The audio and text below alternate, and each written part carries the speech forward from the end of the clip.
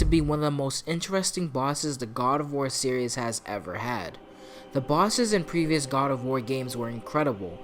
God of War 1's Ares battle, the epic showdown with the Sisters of Fate, and God of War 3's epic conclusion with Zeus, and so many other bosses have entered the series and left an impact that fans absolutely love.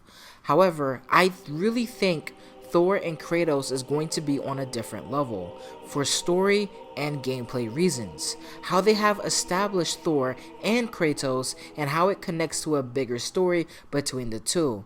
In this video, I'm going to break down Thor and Kratos and why Thor, in my opinion, will be the best God of War villain ever. In God of War 2018, Kratos is represented by most of the characters we meet in the game. Freya and Kratos' origin are very similar. Freya wanted to stop the war, married Odin, and joined the Aesir, and helped them out in many ways.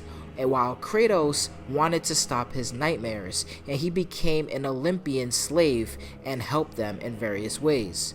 Freya cursing Baldur led to his death, and Kratos following Ares led to his wife and daughter's death. Freya and Kratos both led armies, and the similarities don't stop there.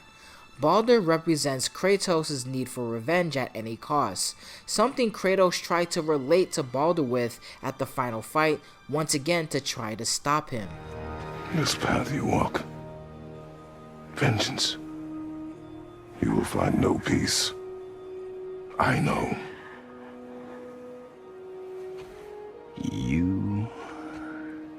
I'll deal with you later. But family first.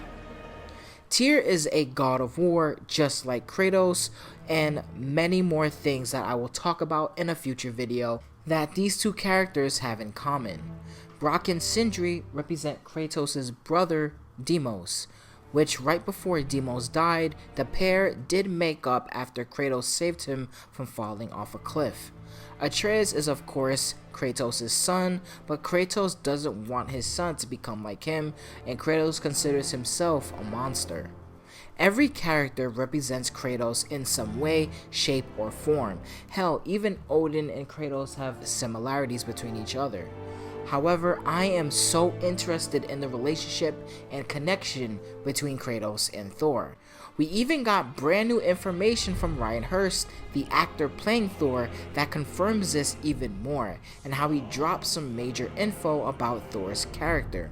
But before we talk about Ryan Hurst's information that absolutely shows this connection, let's talk about what we know about the two characters, and to do this, we need to once again return to Greece.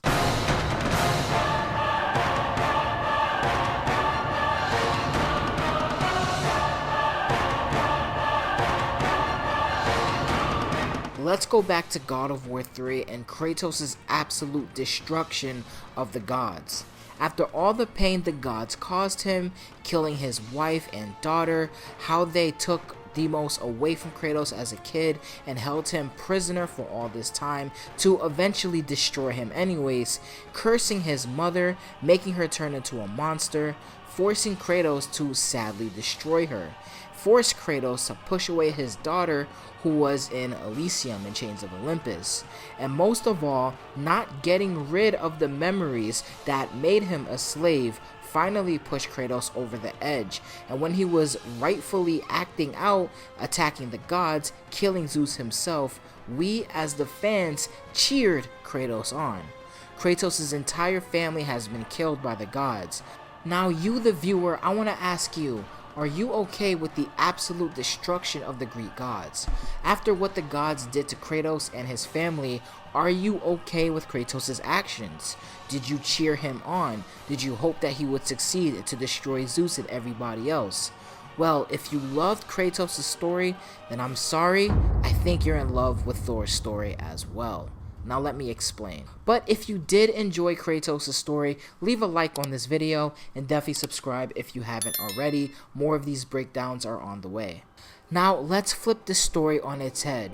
Let's say you, every day, you wake up to see prophecies of your family being destroyed. Shrines and murals and chatter of all creatures are talking about how the giants will destroy the gods and the gods will die to the giants. You know that one day these giants will destroy your family, your father, your brother, your mother, and your friends, especially your wife and your daughter. Life as you know it will end because of these creatures you see walking around every single day. However, there is a chance. Your father hands you the equivalent to a nuclear bomb. They call it Mjolnir. Now you can prevent everyone's death. You can save everyone you know and have ever known. You just have to destroy the ones who would destroy you, despite being part giant yourself. Do you like this story? Do you understand this position? Do you agree? You loved Kratos' story, didn't you? Why don't you love Thor's? My point is, these two characters' decisions for vengeance are extremely similar to one another, but the main difference is what Kratos did was after the fact, while what Thor is doing is before it happens. But it is the same story. It is the same exact thing, just on when it happens. Also, I want to bring it around full circle and show you the interview by Ryan Hurst of him talking about Thor. Mr. Ryan, like you just teed up for me a second ago, you are going to be playing Thor in the yet-to-be-released God of War Ragnarok. What would you say distinguishes your particular take on the character versus perhaps others that are out there in the mainstream? So the way that I presented him was he has a bit of pathos to him that you wouldn't necessarily expect. That there's some relationships that they investigate where they with his father, with his wife, and with his daughter. They show this other side of him that I was really interested in, which is that, like, for one, he's a drunk. And he's trying not to be a drunk for his family. Like these very sort of like off-center choices for like a Norse god. Yeah. That you don't look at a Norse god and go like, oh, really? He feels that way? You know, so that I tried to present it that way, if that makes sense. So you're sort of saying that the take is more of a humanistic take on a god, or a god attempting to be as mortal as possible. Yeah. I'm a god, boy. From another land far from here. When I came to these shores, I chose to live as a man. But the truth is, I was born a god. And so were you. Before I go into the conclusion of this video, I want to talk about some responses that I know some people are going to give.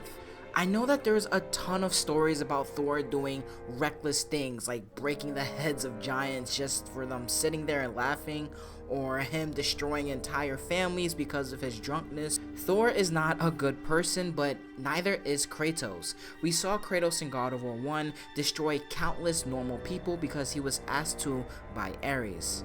Kratos had destroyed countless people for no reason at all, so Kratos is not a good person either, and he's also destroyed families altogether. I made a deal with the god that cost me my soul. I killed many who were deserving. And many who were not. Why is it? Because Thor's suffering hasn't happened just yet, but it's prophesied to happen, and it's something that everybody believes. Probably even the Aesir believe in Ragnarok because Odin is trying so hard to stop it. Why is it that people hate Thor's story when Thor's story is almost the same as Kratos, except it just hasn't happened yet? Thor is a very complex character, and I cannot wait to see how he evolves and how this growing connection between him and Kratos begins to form. Hell, maybe they even join the same side? Probably not. But I would love to see how these characters evolve while they interact with one another. But that's going to be it for this video. Those are my thoughts. Let me know your thoughts about Kratos and Thor. How will Thor play out? Do you think he's just going to be a typical villain? Or do you think that he's going to have much more as a character to show us? Later, everybody.